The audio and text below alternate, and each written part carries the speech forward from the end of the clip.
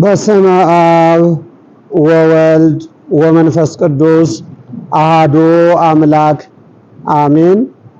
የተወደዳችሁ የተከበራችሁ የልዑል እግዚአብሔር ቤተሰቦች የእናታችን የንጽሕተ ንጹሐን የቅድስተ ቅዱሳን የድንግል ማርያም የአስራት የቃል ኪዳን ልጆች የቅዱሳን ሁሉ ወዳጆች የመንፈስ ቅዱስ ልጆቻችን በተለያየ ዓለም ያላችሁ ኦርቶዶክሳውያን በሙሉ እንኳንም ከተሳቱ ወይም ከዘጠኙ አበይት በዓላት አንዱ ለሆነው ለበዓለ ደብረ ታቦር በሰላምና በጤና አደረሰን አደረሳችሁ። ታቦር ወአርሞንኤም በስመ ዚአከ ይትፌስሑ። ታቦርና አርሞንኤም በስምህ ደስ ይላቸዋል። ነቢየ እግዚአብሔር ቅዱስ ዳዊት በመዝሙር 88 ቁጥር 12 ላይ የተናገረው ኃይለ ቃል ነው። ታቦርና አርሞንኤም የተባሉት ታቦር ተራራው ተራራው እጅግ በስምህ ደስ ይላቸዋል ብሎ አስቀድሞ ነቢየ እግዚአብሔር የተናገረው ትንቢት እውን ሆኖ ሲፈጸምና ሲታይ ነቢያት የተነበዩት ትንቢት በገሃድ በኩነት ሲወሰን ሲፈጸም እነሆ ጌታችን መድኃኒታችን ኢየሱስ ክርስቶስ በአጭር ቁመት በጠባብ ደረት ተወስኖ ወደዚህ ዓለም መጥቶ ወንጌልን በማስተማር በሚዘዋወርበት ወቅት እነሆ በፊልጵስዩስ ቂሳርያ ደቀ መዛሙርቱን የሰውን ልጅ ሰዎች ማን ይሉታል ብሎ በማቴዎስ ወንጌል ምዕራፍ 16 ቁጥር 13 ጀምሮ ስታነቡ እንደምታገኙት የሰውን ልጅ ሰዎች ማን ይሉታል ብሎ ጌታችን መድኃኒታችን ኢየሱስ ክርስቶስ ደቀ መዛሙርቱን ጠየቃቸው። ክርስቲያኖች ደቀ መዛሙርቱም የሰውን ልጅ ሰዎች ማን ይሉታል ያለውን የመምህራቸውን ጥያቄ እነሱ ደግሞ እንዲህ ብለው መለሱለት። አዎ አንዱ ኤልያስ ነው ይላል፣ አንዱ ደግሞ ሙሴ ነው ይላል፣ አንዱ ደግሞ ዮሐንስ ነው ይላል በማለት እነሆ ይህንን የተናገሩት ደቀ መዛሙርት በስከመጨረሻ ይህን መልስ ከመለሱለት በኋላ እናንተስ ደግሞ እኔን ማን ትሉኛላችሁ አላቸው። እናንተስ ደግሞ እኔን ማን ትሉኛላችሁ አላቸው። እነሱም ከደቀ መዛሙርቱ በዕድሜ አረጋዊ የሆነው ቅዱስ ጴጥሮስ ፈጠን ብሎ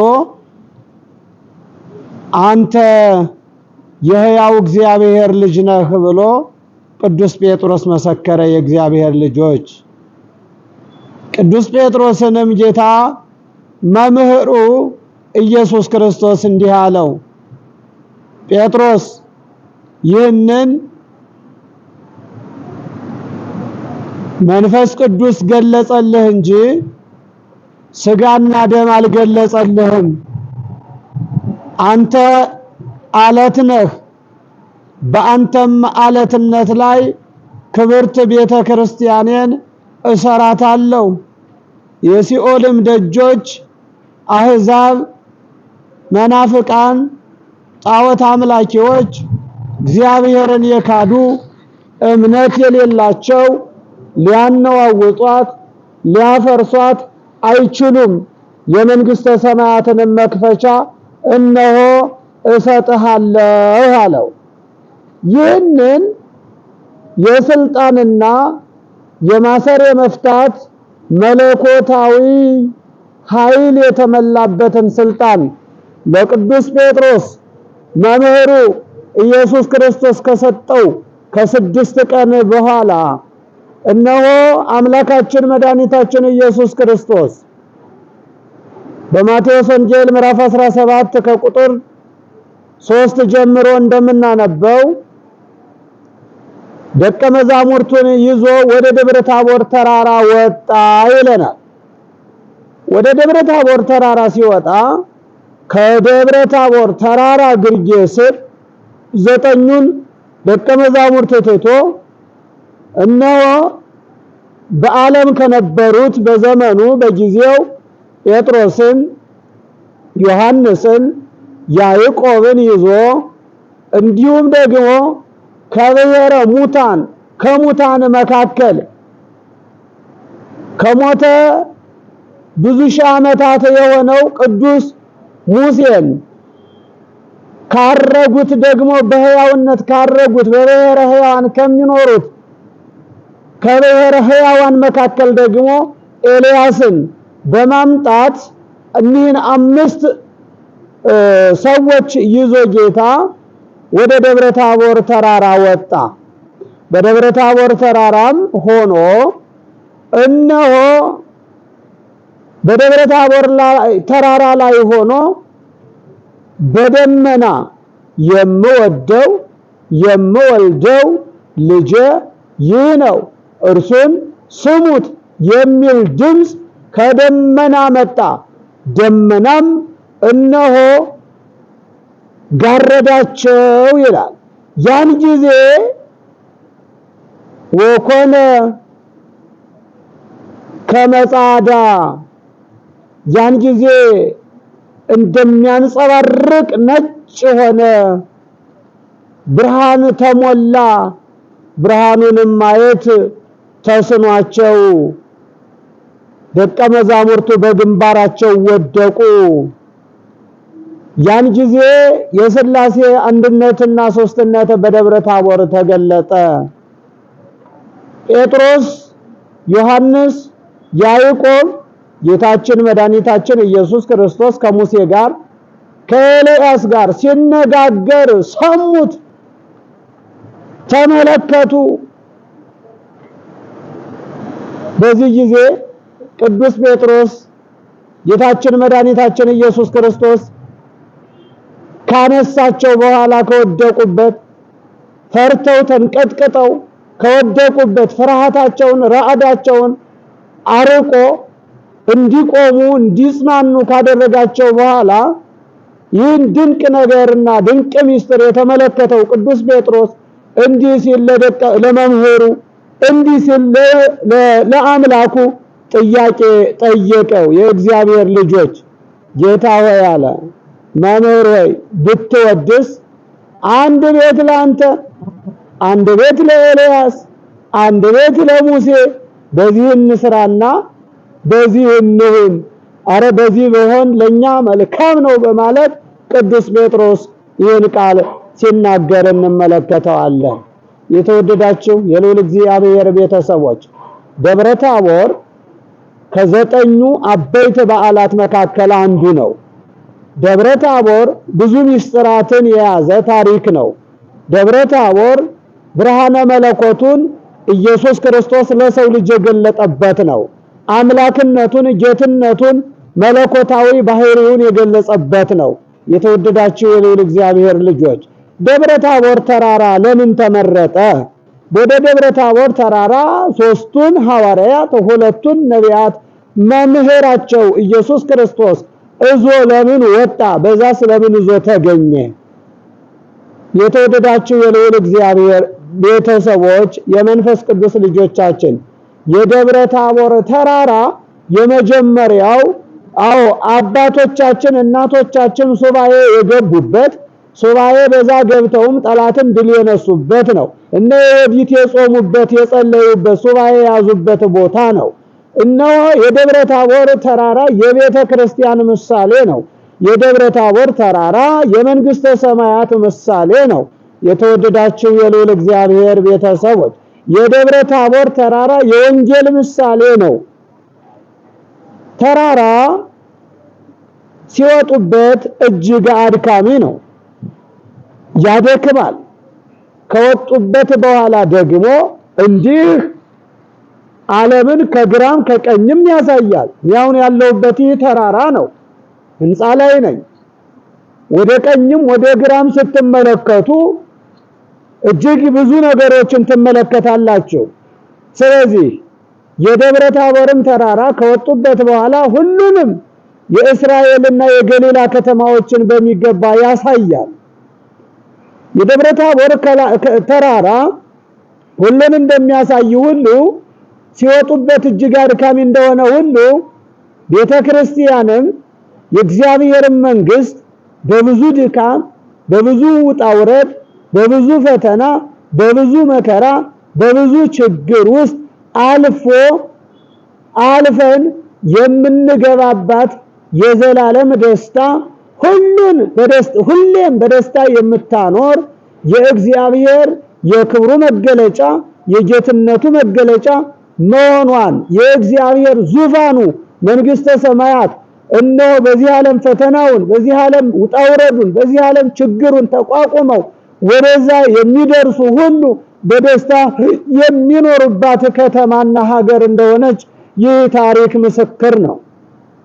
መንግስተ ሰማያት አስቀድመው ሐዋርያትም ነቢያትም እንደነገሩን በብዙ ሕማም ወብዙ መከራ ንባ ውስተ ቤተ እግዚአብሔር ወይም ውስተ ቤተ ወደ መንግስተ ሰማያት ወደ እግዚአብሔር ቤት ወደ ዘላለም ሕይወት ወደ ዘላለም ሀገር ወደ ደስታ ከተማ የሰው ልጅ የሚገባው በብዙ ችግር፣ በብዙ መከራ፣ በብዙ ውጣ ውረድ መሆኑን የምንረዳበት ነው። ስለዚህ ወንጌልም ሲማሯት እጅግ አድካሚ ናት፣ እጅግ ታደክማለች። ብዙ ሚስጥር ያስፈልጋል፣ ብዙ ንባብ ያስፈልጋል፣ ብዙ መጠየቅ ያስፈልጋል፣ ብዙ ትርጓሜ ማወቅ ያስፈልጋል። ስለዚህ ወንጌልን ሲማሯት አድካሚ እንደሆነች ሁሉ የእግዚአብሔር መንግስትም ለመውረስ እጅግ በዚህ ምድር ያለው ፈተና አድካሚ እንደሆነ የሚያስረዳን ነው ማለት ነው። የተወደዳችሁ ክርስቲያኖች ደብረ ታቦር ስናስበው ብዙ ጊዜ ብርሃነ መለኮቱ የተገለጸበት፣ ሚስጥር የተገለጸበት፣ አላዋቂዎች አዋቂ የሆኑበት፣ የማያስተውሉ ሰዎች አስተዋይ የሆኑበት፣ ድንቁርና የተጫናቸው ጨለማ የዋጣቸው ሰዎች ብርሃን ያዩበት፣ ሚስጥር የተናገሩበት፣ ሚስጥር ያመሰጠሩበት፣ የእግዚአብሔርን ሀልዎተ እግዚአብሔር የሥላሴን አንድነት ሶስትነት የኢየሱስ ክርስቶስን ፍጹም አምላክነት ፍጹም ሰውነት ደቀ መዛሙርቱ የተረዱበት ነው። በገሊላ እየተመላለሱ በሚያስተምሩ ጊዜ ደቀ መዛሙርቱ የገሊላ ሰዎች ልብ ላይ አድሮ እነሆ የሩቅ ብእሲ ነው፣ የዮሴፍ ልጅ ነው፣ የማርያም ልጅ ነው እያለ በልባቸው ጥርጥርን ይዘራ የነበረው ርኩስ መንፈስ በደብረ ታቦር ተራራ ብርሃነ መለኮቱ ሲገለጥ ጌታችን መድኃኒታችን ኢየሱስ ክርስቶስ ያን ጊዜ ብዙዎች ካላዋቂነት ወደ አዋቂነት ተመልሰዋል። እነሆ ከግብዝነት ከክፉ ሐሳብ ከጥርጥር ወደ እውነት መጥተዋል። ስለዚህ በዓሉን እኛም ስናከብር ደብረ ታቦር የሚስጥር ባለቤት የጥበብ ባለቤት ጥበብ የተገኘበት ሚስጥር የተገኘበት እንደመሆኑ ሁሉ ስለዚህ ዛሬም እያንዳንዳችን በዚህ በዓል ሁላችንም በጥበብ እነሆ በእውቀት የተሞላን እንድንሆን የእግዚአብሔርን ቅዱስ መንፈስ በመማፀን ጥበብን ይገልጽልን ዘንድ ማስተዋልን ይገልጽልን ዘንድ ጥንካሬን ይገልጽልን ዘንድ ኃይልን ያድለን ዘንድ ኃይልን ያጎናጽፈን ዘንድ ጸጋ እግዚአብሔር ይበዛልን ዘንድ እጅግ አብዝተን እግዚአብሔርን የምንማጸንበት እግዚአብሔርን የምንለምንበት እግዚአብሔርን ላላወቁ ሰዎች እግዚአብሔርን ያወቁበት መሆኑን አውቀን እኛም ፍጹም ወደሆነ ሙላት እንድንመጣ ፍጹም ወደሆነ ጸጋ እንድንመጣ እግዚአብሔር ለሁላችንም ማስተዋሉን ያድለን። ለዚህ ነው ነቢያት የተነበዩት ትንቢት ይፈጸም ዘንድ አምላካችን መድኃኒታችን ኢየሱስ ክርስቶስ ደቀ መዛሙርቱንና ነቢያትን ይዞ ወደ ደብረ ታቦር ተራራ ወጣ። በደብረ ታቦር ብርሃነ መለኮቱን ገለጸላቸው። በደብረ ታቦር ኢየሱስ ክርስቶስ በአካለ ሥጋ ሲገለጽና ደቀ መዛሙርቱን ይዞ በመውጣት አብ በደመና ሆኖ ሲናገር መንፈስ ቅዱስ ደግሞ እነሆ በፀሐይ በብርሃን ተመስሎ ፀሐይ መስሎ ሲያንጸባርቅ የሥላሴ አንድነትና ሶስትነት ሲገለጽ ታይቷል። የተወደዳችሁ የልዑል እግዚአብሔር ቤተሰቦች ደብረ ታቦር ባህላዊ ትውፊት አለው። የባህላዊ ትውፊቱ ምንድነው ሲባል ደብረ ታቦር ላይ ብርሃነ መለኮቱ በተገለጠ ጊዜ የከብት እረኛዎች መጨለሙ ቆሞ ቀኑ በብርሃን ስለተዋጠ ቤተሰቦቻቸው እነሆ ልጆቻችን ቀሩ ብለው ለልጆቻቸው የሚበላውን ዕለት ተቦክቶ ዕለት የተጋገረ ቡሄ የሚባል ዳቦ ይዘው ወደ ደብረ ታቦር ወደ ልጆቻቸው የሄዱበት እንዲሁም ደግሞ እነሆ አምላካችንና መድኃኒታችን ኢየሱስ ክርስቶስ እነሆ ድምፁን ያሰማበትን ብርሃነ መለኮቱን በመግለጽ ጌትነቱን ያሳየ የገለጠበትን ጅራፍ በማጮህ በተለያዩ ባህላዊ ትውፊት በዓሉ ሲከበር እናያለን ማለት ነው። ሌላው የተወደዳችሁ የተከበራችሁ የልዑል እግዚአብሔር ቤተሰቦች አምላካችንና መድኃኒታችን ኢየሱስ ክርስቶስ ወደ ደብረ ታቦር ተራራ ሙሴንና ኤልያስን ለምን ይዟቸው ወጣ?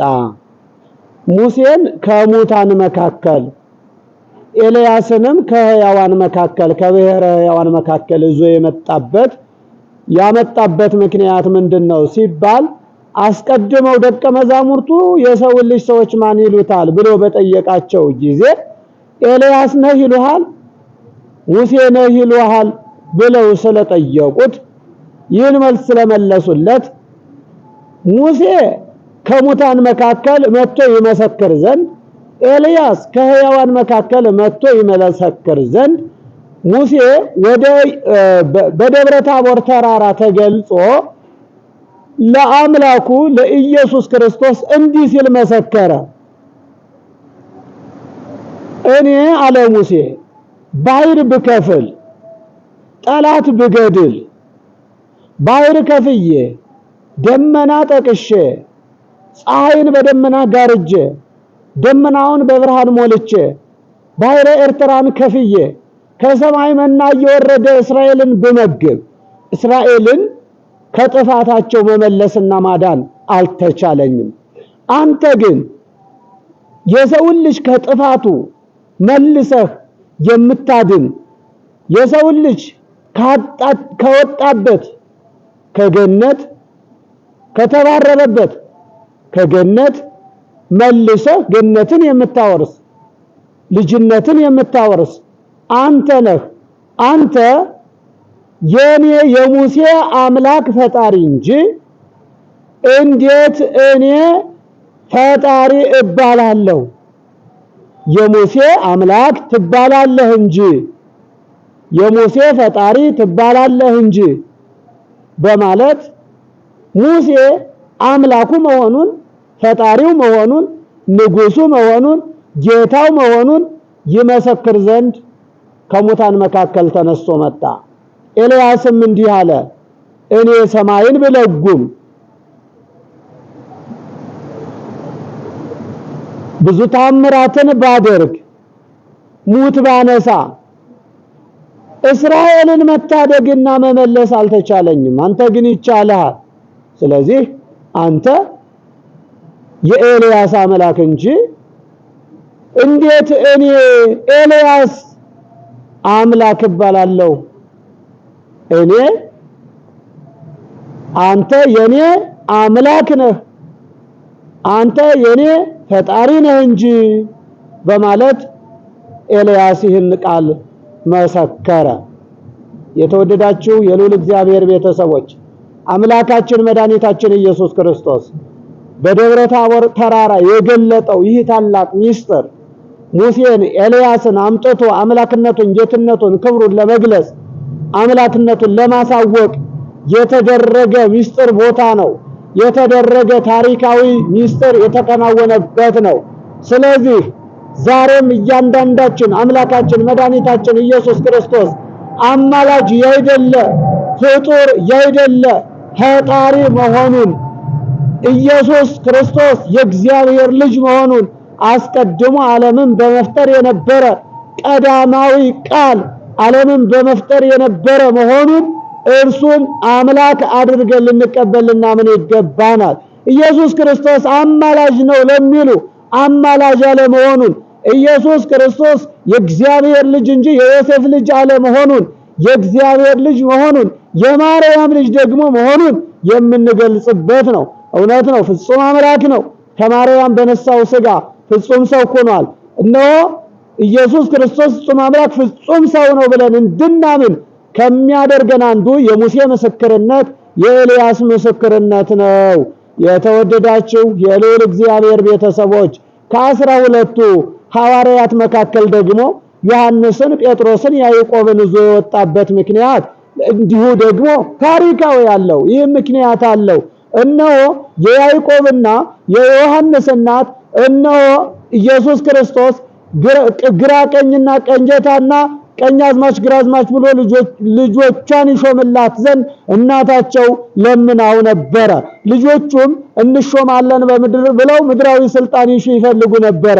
አምላካችን መድኃኒታችን ግን ኢየሱስ ክርስቶስ ግን ከዚህ የተሻለ ሰማያዊና ምድራዊ በምድርም በሰማይም የማሰር የመፍታት ልዩ የሆነ ጸጋ ሰውን ወደ ቀደመ ሕይወቱ የመመለስ የማዳን የዘላለም ሕይወት የማውረስ ስልጣን ሊሰጣቸው ለተሻለ ስልጣን እንደመረጣቸው ያስረዳቸው ዘንድ ምድራዊ ሳይሆን ሰማያዊ አምላክ፣ ሰማያዊ ንጉሥ፣ ሰማያዊ ዳኛ መሆኑን ይገልጽላቸው ዘንድ እነሆ የቤተ ክርስቲያን አምድ ምሰሶ የተባሉትን ሦስቱን ሐዋርያት ይዟቸው ወጥቷል።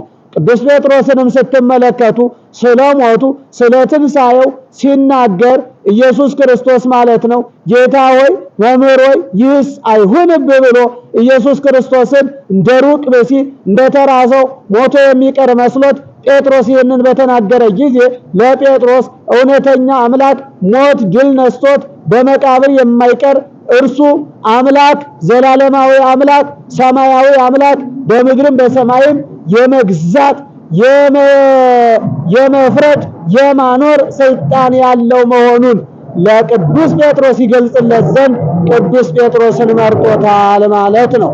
ጌታችን መድኃኒታችን ኢየሱስ ክርስቶስ የተወደዳችሁ ኦርቶዶክሳውያን ክርስቲያኖች የመንፈስ ቅዱስ ልጆቻችን ኢየሱስ ክርስቶስ ለነዚህ ለሦስቱ ሐዋርያትና ለሁለቱ ነቢያት ምስጢርን በደብረ ታቦር ተራራ ሲገልጽ እነሆ ከተራራው ግርጌ የተቀመጡት የነበሩትን ሌሎቹ 9ኙ ሐዋርያት ይህ ምስጢር ተገልጾላቸው እውነታውን እንደሰሙ እንዳዩ መጻሕፍት ያስረዱናል ማለት ነው።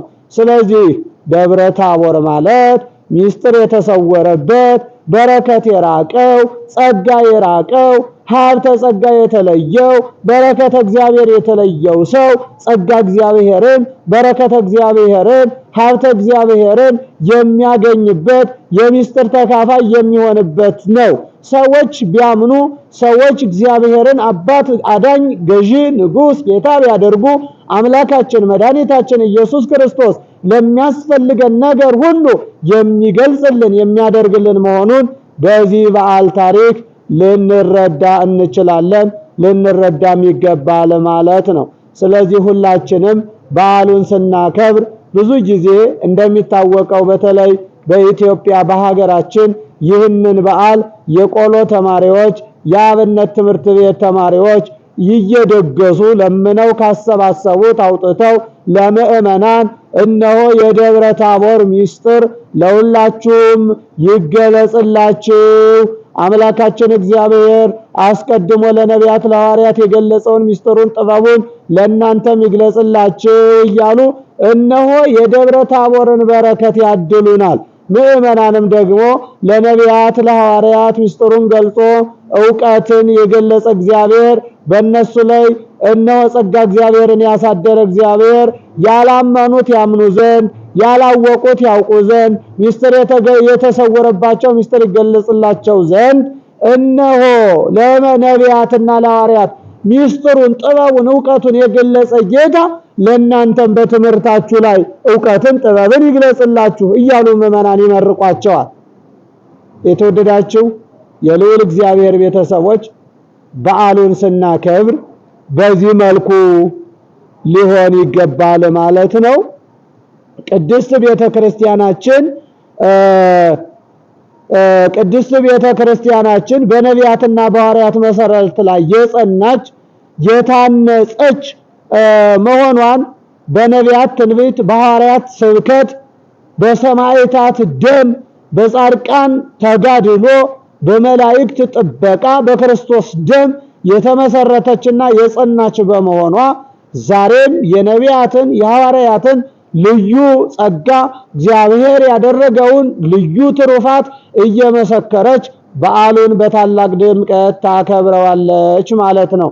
ስለዚህ ኢትዮጵያውያን ኦርቶዶክሳውያን የተወደዳችሁ የልዑል እግዚአብሔር ቤተሰቦች በያላችሁበት አምላካችን እግዚአብሔር ብርሃነ መለኮቱን የገለጸ ዛሬም በተለያየ ምክንያት በልባችሁ ውስጥ ርኩስ መንፈስ አድሮ እነሆ ከቤተ ክርስቲያን የሚያርቅ መንፈስ፣ ከመንፈሳዊ ሕይወት የሚያርቅ መንፈስ፣ ከእውቀት የሚያርቅ መንፈስ በልብ ላይ አድሮ ጥላቻን የሚዘራ መንፈስ፣ በልባችሁ ላይ አድሮ ርኩሰትን የሚዘራ መንፈስ እናንተ ላይ ርቆ እነሆ ከበላያችሁ ላይ በእግዚአብሔር መንፈስ ቅዱስ ተወግዶ እግዚአብሔር መንፈስ ቅዱስ በእያንዳንዳችሁ ላይ ይደርባችሁ። ለነቢያትና ለሐዋርያት የተገለጸው ጸጋ እግዚአብሔር መንፈስ እግዚአብሔር በእያንዳንዳችሁ ላይ ይደር። አምላካችን እግዚአብሔር ጥበቡን፣ ዕውቀቱን፣ ማስተዋሉን ለሁላችንም ያድለን። ታቦር ወአርሞንኤም በስመ ዚአከ ይትፌስሑ፣ ታቦርና አርሞንኤም በስምህ እጅግ ደስ ይላቸዋል በማለት ነቢዩ የተናገረው ትንቢት ይፈጸም ዘንድ እነሆ ነቢያት በዚህ ተራራ ላይ ጸልየው እግዚአብሔርን ለምነው እግዚአብሔርም ደግሞ የልመናቸውን ፍጹም ዋጋ በመስጠት በዚህ ተራራ ላይ የለመኑትን እግዚአብሔር ፈጽሞላቸው ጠላትን ድል እንደነሱ ነቢያቱም የተነበዩት ትንቢት እውን ይሆን ዘንድ ይፈጸም ዘንድ ኢየሱስ ክርስቶስ በዚህ በደብረ ታቦር ተራራ ላይ ብርሃነ መለኮቱን ገልጦ አሳይቶናል ማለት ነው። የደብረ ታቦር ዕለት ሁሉም በቤተ ክርስቲያን በመገኘት ኦርቶዶክሳውያን በተለይ አብዛኛው ምዕመን ሥጋ ወደሙን በመቀበል የምስጢር ተካፋይ እንዲሆን፣ የበረከት ተካፋይ እንዲሆን፣ የጸጋ እግዚአብሔር ማደሪያ እንዲሆን ይህን ቀን አብዝተን አዘውትረን እጅግ ዓመቱን በደስታ ጠብቀን የምናከብረው በዓል ነውና በበዓሉ በረከት ረድኤት እንድናገኝ አምላካችን እግዚአብሔር ቅዱስና መልካም ፈቃዱ ይሁንልን። የተወደዳችሁ የልዑል እግዚአብሔር ቤተሰቦች አምላካችን ቅዱስ እግዚአብሔር ዳግም እነሆ ብርሃነ መለኮቱን በደብረ ታቦር እንደገለጸ ዳግም ወደዚህ ምድር መጥቶ ይገለጻል። ነፍሳት እንደ ዓይን ጥቅሻ ይነሱና እነሆ ፈጣሪያቸውን አምላካቸውን ፊት ለፊት ያዩታል።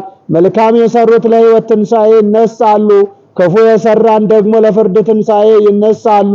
እነሆ ለፍርድ ትንሣኤ እንዳንነሳ ለሕይወት ትንሣኤ እንድንነሳ አምላካችን እግዚአብሔር ዳግመኛ በደብረ ታቦር የተገለጸው መለኮት ዳግም እነሆ በክበበ ትፍሲት በግርማ መለኮት ወደዚህ ዓለም ይመጣል። በዕለተ ምጽአት በዳግም ምጽአቱ ይመጣል። ይህን ዓለም ለማሳለፍ ይመጣል። ይህን ዓለም አሳልፎ ለዘለዓለሙ የሰውን ልጅ በደስታ ሊያኖር ለዘለዓለም ለክፎች ደግሞ የክፋታቸው የመጨረሻ ዋጋ ይከፍል ዘንድ በሲኦል ለዘለዓለም የሰውን ልጅ ሊቀጣ ደግሞም በምድር ላይ ውጣ ውረዱን ታግሰው ስለ ክርስትናቸው መከራን ተቀብለው ከሀገር ወደ ሀገር ተሰደው ተሳደው የእግዚአብሔርን ፍቅሩን የእግዚአብሔርን አምላክነቱን ጌትነቱን በመመስከር በጾም በጸሎት በምግባር በሃይማኖት ጸንተው አምነው ተጠምቀው የእግዚአብሔርን ልጅነት ያገኙ ሁሉ የዘላለም ሕይወትን ሲወርሱ ደግሞም የእግዚአብሔርን መንግስት በመናቅ ሳያምኑ ሳይጠመቁ ቅዱስ ሥጋውን ክቡር ደሙን ሳይበሉ ሳይጠጡ በንስሐ ሳይዋጁ እውነትን ትተው በሐሰት መንገድ የተጓዙ ሁሉ ደግሞ እነሆ ዋጋቸውን ይቀበላሉ። ወይፈድዮ ለኩሉ በከመ ምግባሩ እንደየስራው ለየስራው ሊከፍል እግዚአብሔር በእጁ ነው ዋጋውና ዳግም ይመጣል። ይህ በደብረ ታቦር የተገለጸው መለኮት ዳግም በክበበ ትፍስሕት በግርማ መለኮት እሳት በፊቱ እየነደደ ድንገት እግዚአብሔር ወደዚህ ምድር ይመጣል ማለት ነው። እያንዳንዳችን ዋጋችንን እንቀበላለን። ስለዚህ አስቀድሞ ሙሴ እግዚአብሔር በጣም ብዙ ጊዜ በራእይ ያናግረው ነበረ። እግዚአብሔር በተለያየ ሁኔታ እየተገለጸ ሙሴን ያናግረው ነበረ። ለምሳሌ ወደ ፈርዖን ይሄድ ዘንድ ፈርዖንን ይገስጽ ዘንድ ሕዝበ እስራኤልን ወደ ከናን ያሻግር ዘንድ አንደበት የሆነው ዘንድ ወንድሙን አሮን ይሰጠው ዘንድ እንዲያግዘው ይህን ሁሉ እግዚአብሔር ለሙሴ ሲያነጋግረው ነበረ። ሙሴ ግን ጌታ ሆይ እባክህ አንድ ቀን ፊትህን አሳየኝ እያለ ይለምነው ነበረ። እርሱም አንድ ቀን ጀርባዬን ታያለህ ብሎ ቃል ገብቶለት ነበረ። ስለዚህ ለሙሴ እግዚአብሔር ጀርባውን ገልጾ ብርሃነ መለኮቱን ገልጾ አሳይቶታል ማለት ነው።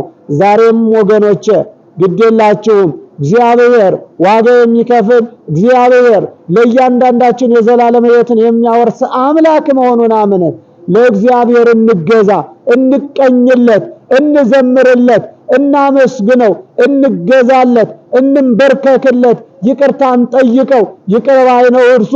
ከወደቅንበት እንነሳ፣ በንስሐ ራሳችንን እንጠበው።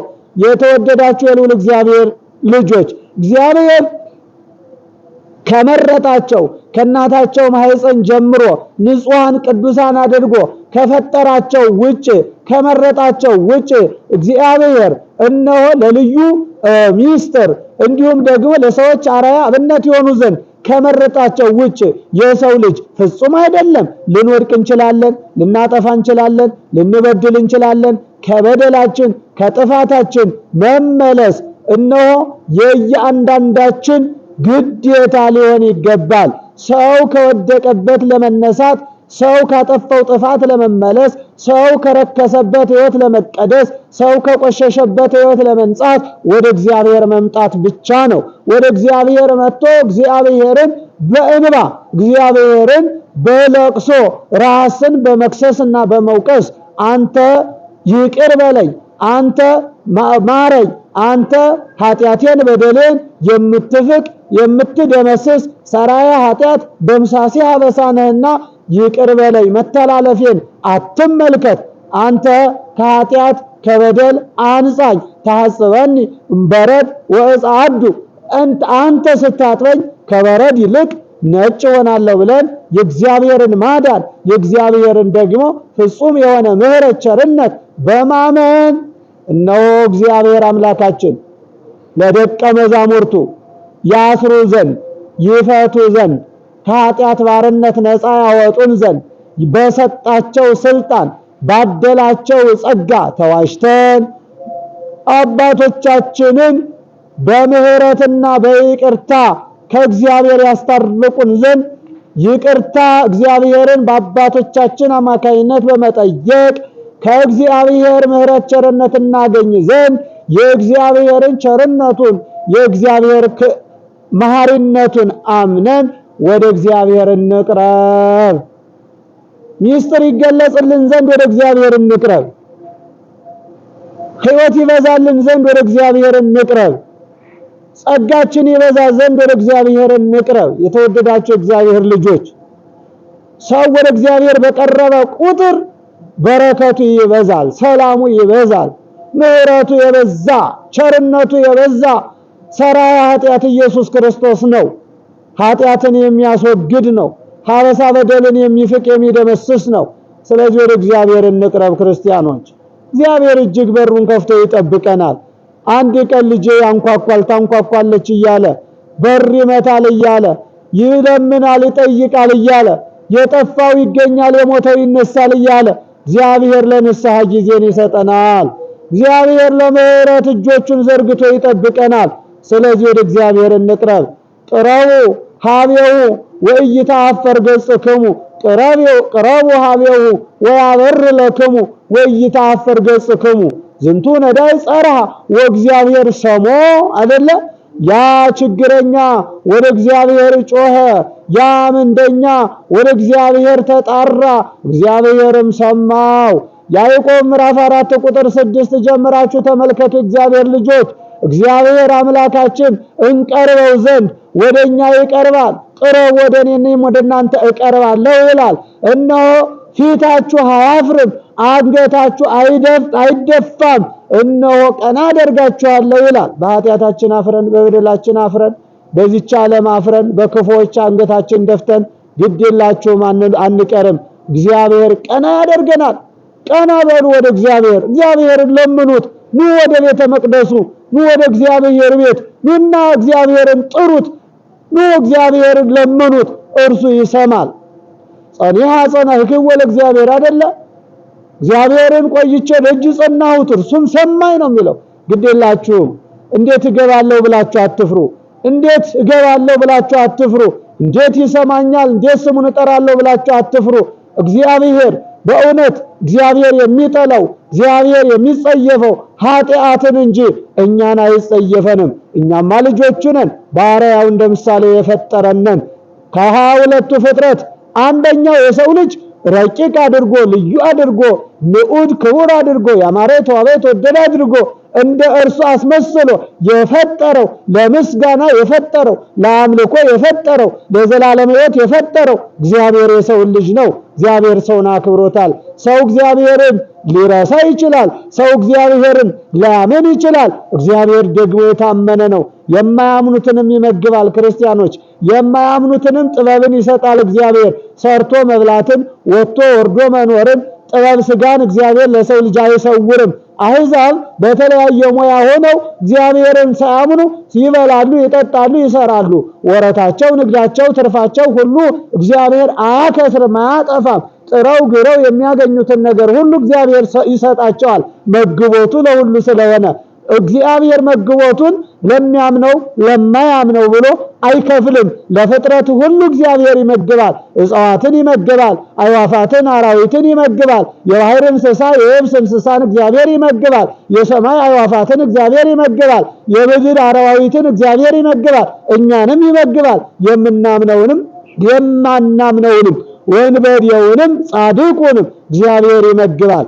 የእግዚአብሔር ልጆች በመግቦቱ እግዚአብሔር እኩል ይሁን እንጂ በመግቦቱ እግዚአብሔር ሁሉንም ይመግብ እንጂ ልብ በሉ፣ እግዚአብሔር የሁሉ ፈጣሪ ይሁን እንጂ እግዚአብሔር ሁሉን ፈጣሪ ሁሉን አስገኝ ይሁን እንጂ እግዚአብሔር ግን የሁሉ አባት ሊሆን አይችልም። ምክንያቱም እግዚአብሔር አባት የሚሆነው ልጅ ሆኖ ለተገኘ ነው። ልጆቹ ከሆን አባታችን ይሆናል። ልጆቹ ከሆን አባታችን ይሆናል።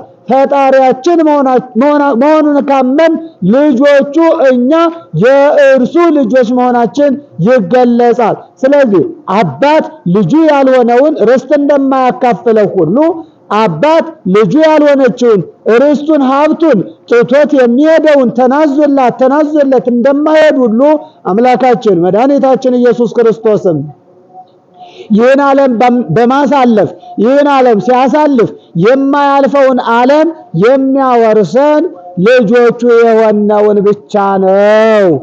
ከአብራ ከመንፈስ ቅዱስ ከማኅፀነ ዮርዳኖስ የተጠመቅነውን ብቻ ነው። የተወለድነውን ብቻ ነው።